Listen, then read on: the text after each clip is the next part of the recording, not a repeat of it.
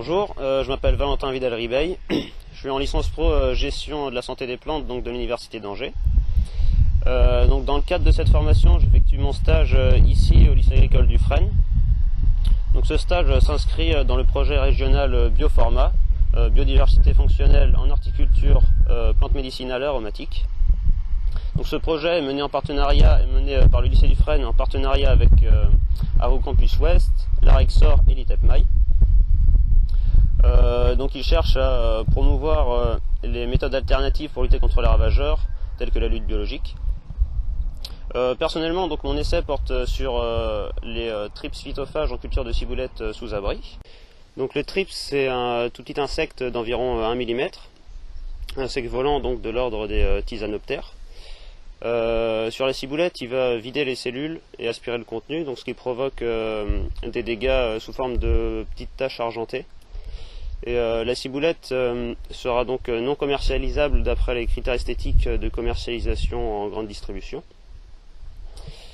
Ce qu'on a voulu voir, c'est essayer différents leviers pour limiter la population de thrips.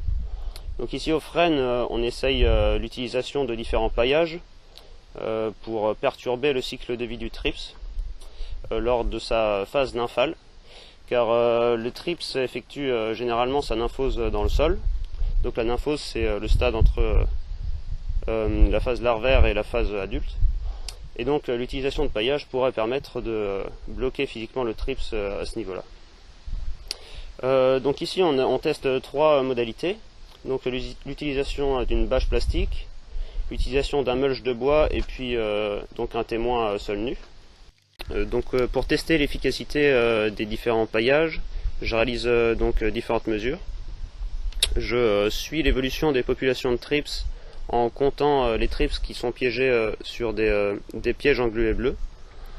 Et en parallèle, je prélève des feuilles et je compte aussi les dégâts qu'il y a dessus en fonction des modalités pour voir si le mulch, le plastique ou le témoin, et ici il y a des différences en fonction donc, des différentes techniques.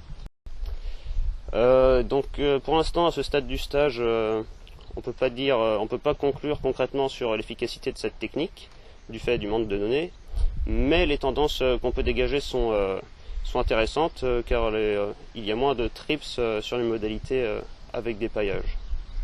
Donc voilà, c'est assez encourageant pour la suite du projet.